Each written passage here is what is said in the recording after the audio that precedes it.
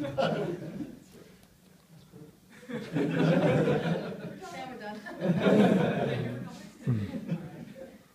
Thank you for coming. And also thank you for Callan and for letting us do our presentation here today. Our project is Te Arawa of Porirua Harbour, assessing awareness of methods to improve water quality. I'm Alex Draper. I'm Michael Chan. I'm Julia Pershkin. And I'm Jonathan Ross.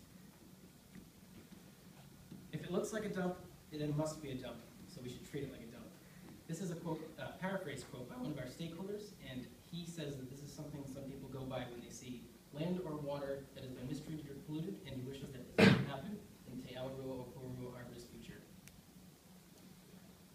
Te Arawa of Porirua Harbour used to be a vibrant ecosystem with the local Maori tribe using it as its main source of food.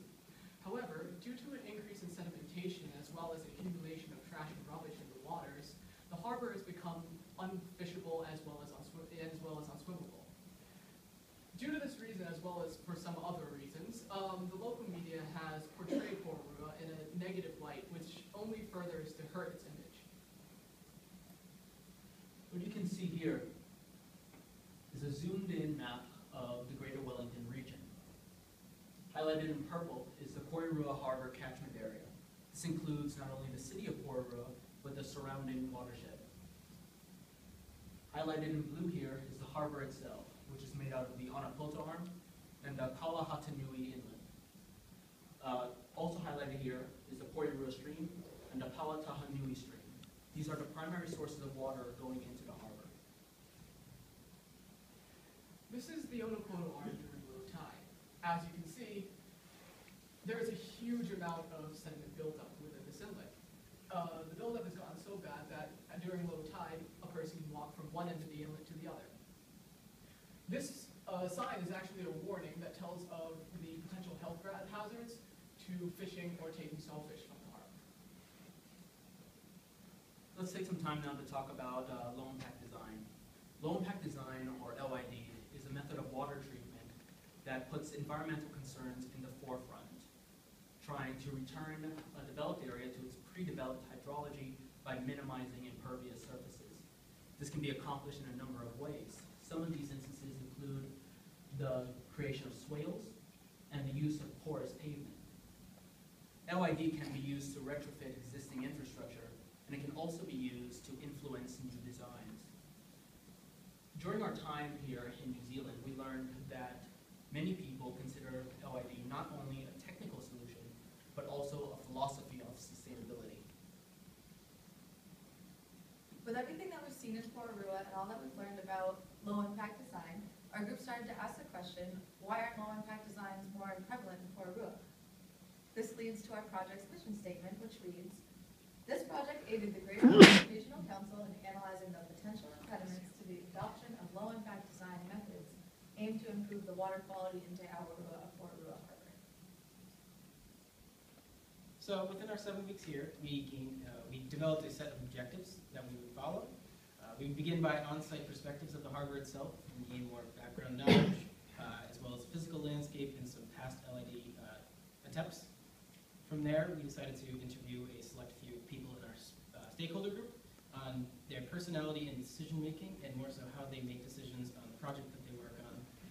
From there, we did a focus group with more stakeholders that was directly related to their perception of low-impact designs. With this, we would analyze more of the impediments involved in low-impact technology that would be implemented in Porirua Harbour. So we moved on to our next objective, which would be to analyze the impediments involved in implementing an LID solution.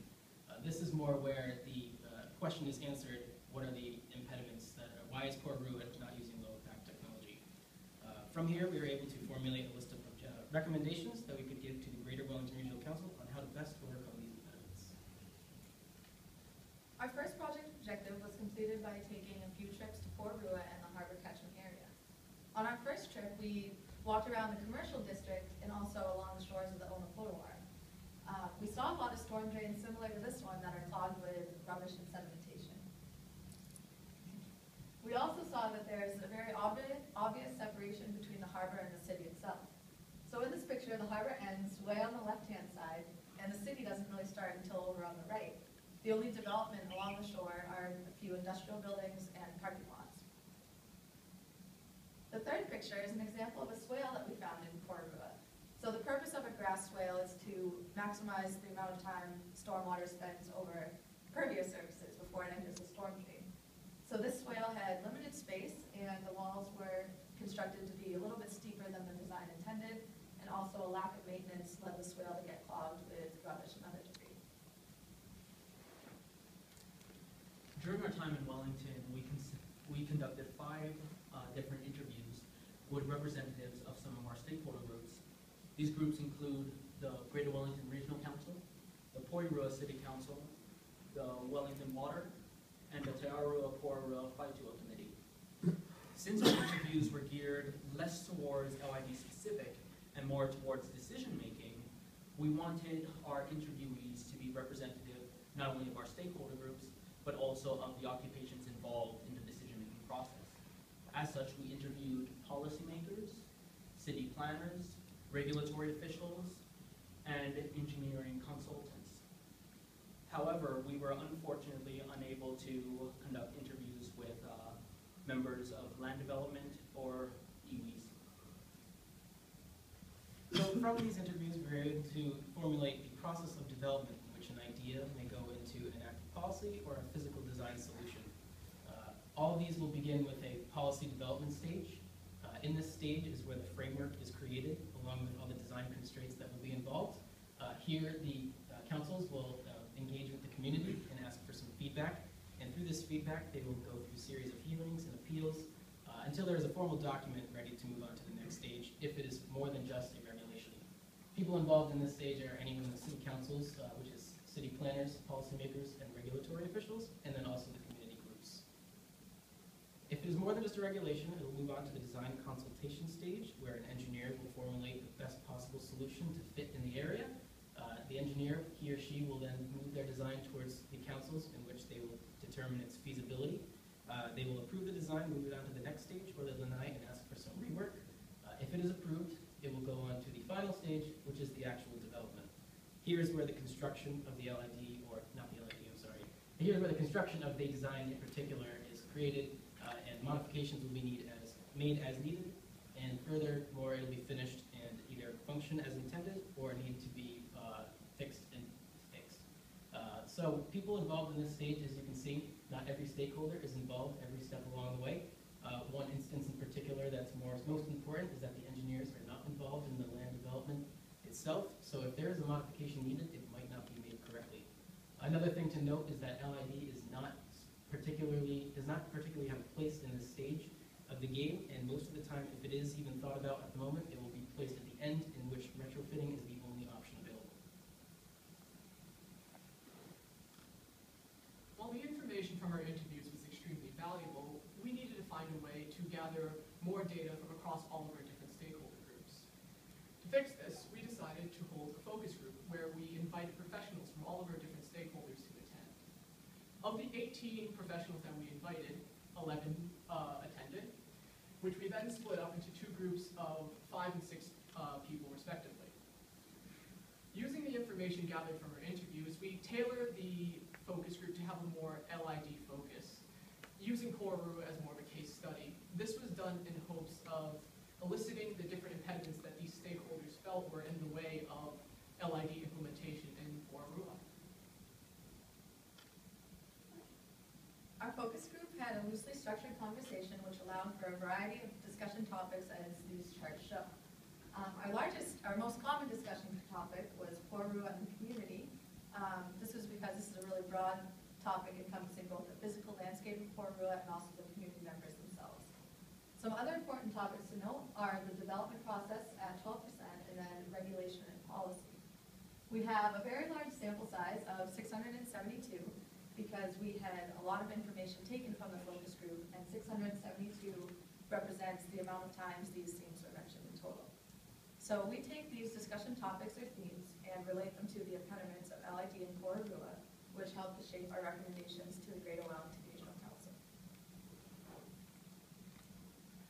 Our first recommendation is that the council should organize regularly scheduled stakeholder meetings. Miscommunication was a problem that arose in both the interviews as well as the focus groups. However, during the focus groups, we found that a lot of miscommunications that were brought up by the stakeholders were actually being addressed in some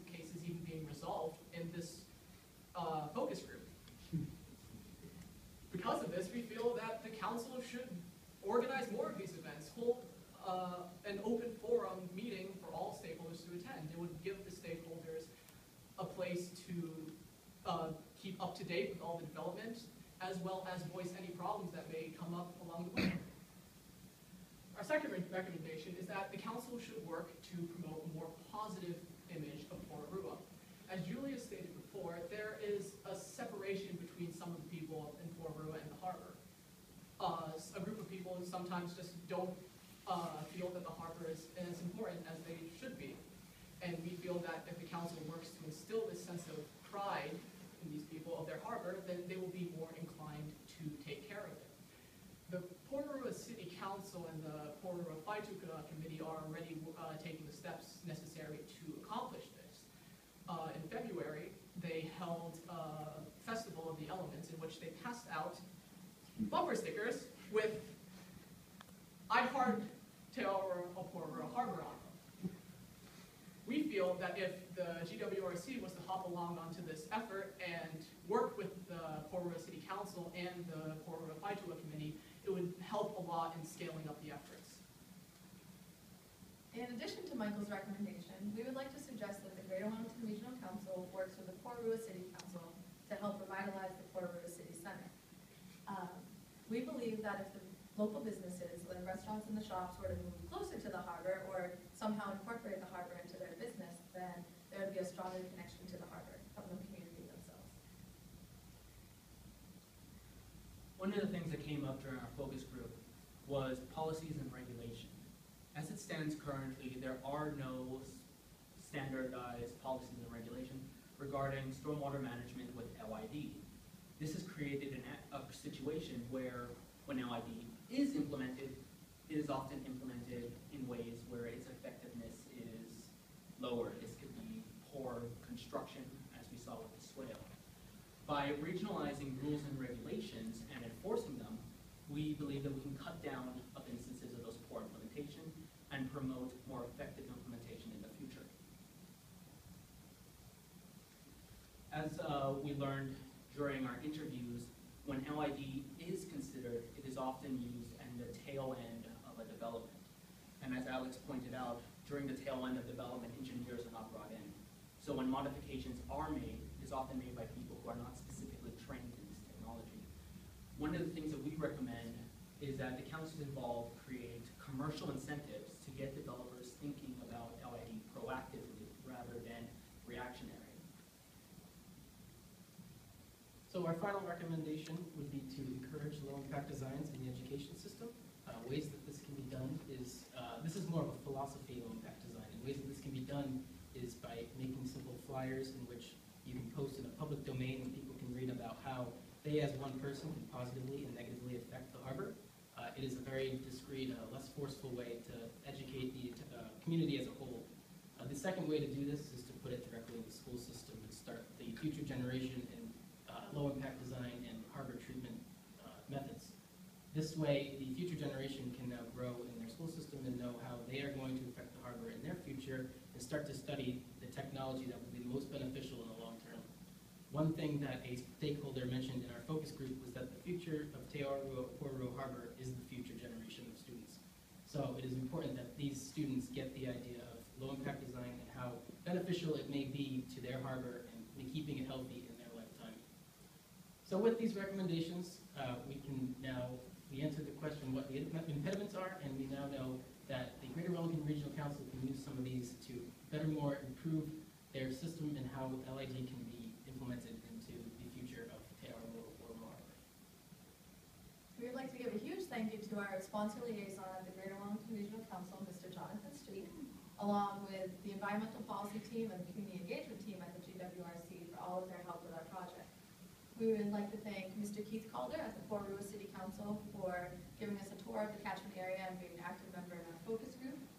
We would like to thank our IQP advisors, Professors Robert Kinnicky and Bethel Eddy, for all of their support over the past 2 terms, along with our ID 2050 instructor, Stephen McCauley, for his help with our background research and project proposal. We would like to thank WPI and Professor Michael Elms for organizing this opportunity for us, and also the Porirua Faituka Committee for welcoming us to their meeting in February. We would finally like to thank our interview and focus group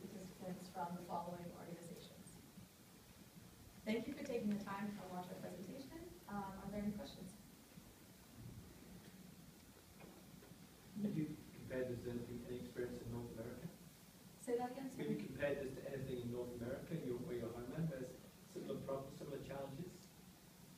So one thing that the engineer stakeholder specifically said is that the technology in both North America and Australia is very well developed, and New Zealand is trying to not compare themselves to Australia. They're a little slower to adapt to the technologies. They're trying to figure out ways to make it more their own. Also, the technology is very specific to the area in which it fits, so it's all situational, and there just hasn't been enough communication and talk about low impact designs and how they're going to work in this country yet. So, more so to answer your question, yes, it works in certain areas of the states, but it's all situational.